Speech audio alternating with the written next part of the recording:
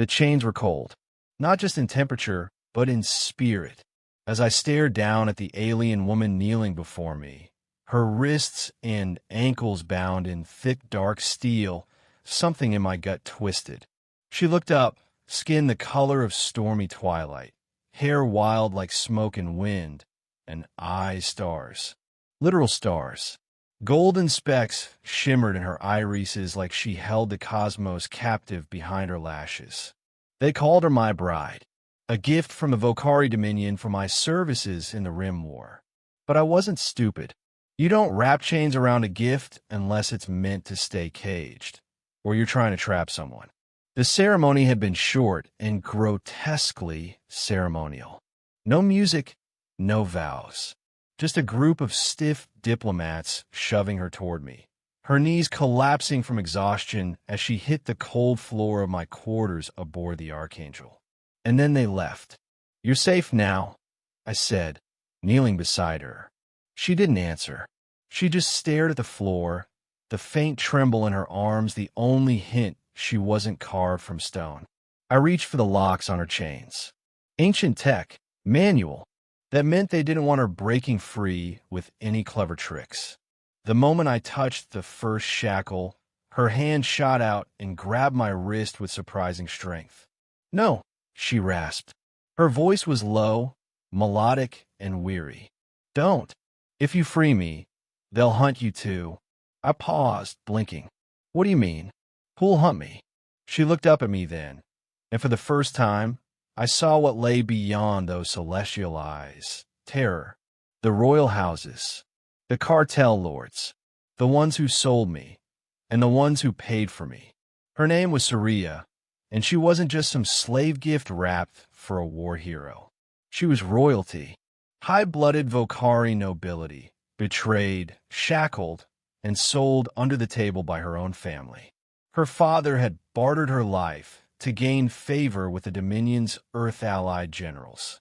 In exchange for peace, they gave them a bride. Me. I wasn't supposed to survive the transport, she told me that night, her voice barely louder than the ship's hum. But they didn't expect you to care. They clearly never met me. She laughed, a short, bitter sound. They'll call you traitor. Or worse. You don't understand the kind of power that moves in the dark between stars. I've faced worse, I said. No, she said. You haven't. 3 days later, Archangel received orders. Report to Dominion Command on Vorka Prime for debriefing. That was code for come quietly so we can kill you. I knew the trap was closing, so I made my choice. We ran. I falsified engine malfunctions and rerouted us through old smuggler paths along the fringe. Every comm transmission after that was an escalating death threat.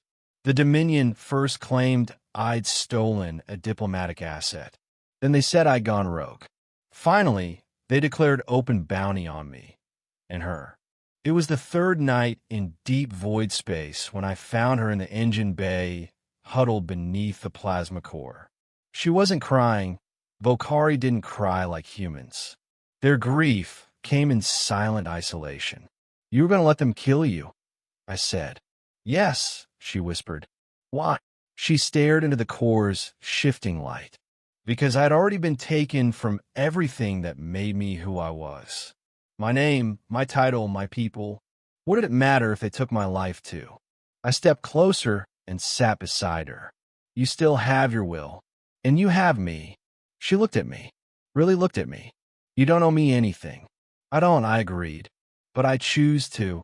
They chased us across stars. Pirates, bounty hunters, corrupted Earth officials who didn't want the embarrassment of a public scandal. All wanted us dead. We dodged them in asteroid fields, slipped past patrols in cloaked shuttles, and traded secrets for safe passage through systems that swore they never heard of us. Somewhere along the journey, survival turned into purpose, and purpose into connection. Saria wasn't just noble. She was brilliant, fluent in 9 interstellar codes, able to override ancient Dominion security with a glance, and navigate gravitational currents by instinct alone. She began to smile again. to speak more, to laugh at my terrible jokes. We weren't running anymore. We were fighting back. Eventually, we made it to Kalik Station, deep in a neutral gray zone. I knew an old friend there, Kara Vint, a former Earth Intel officer turned whistleblower. She got us fake IDs, clean records, and a meeting with someone who could help. The Zarnik Alliance. Enemies of the Dominion. You're sitting on a diplomatic nuke, Kara told me over spiced tea, nodding toward Saria. If the right people know she's alive, and with a human no less, they'll burn the stars to silence us, Saria finished. Or, Kara said, you burn them first. That's what we did. We released the truth, leaked the documents proving Saria's lineage, broadcast the secret treaty her father made, exposed the Dominion's war crimes, and showed the galaxy she was not a slave, but a survivor, a princess who had chosen not to rule, but to rebel. And I stood by her side. They came for us anyway, in ships darker than void, assassins in cloaks of light. One by one, we beat them.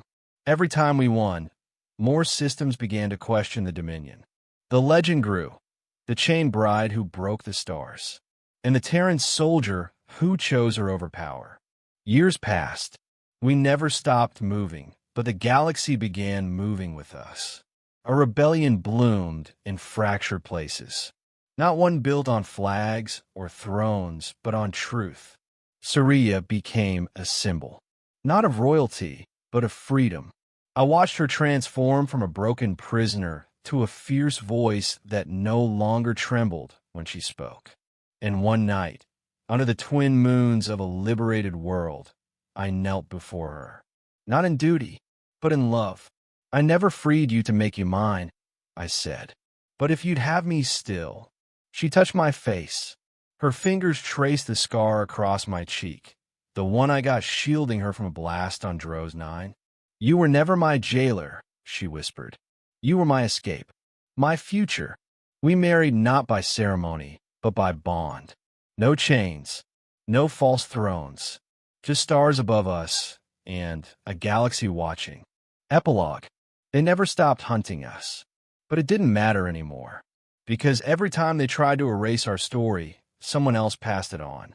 And somewhere in the great dark, a young girl hears the tale of a princess in chains and the soldier who didn't see a prize, but a person, who didn't ask for a bride, but gained a queen. And she dares to believe that love and freedom are worth fighting for, even when the stars burn against you.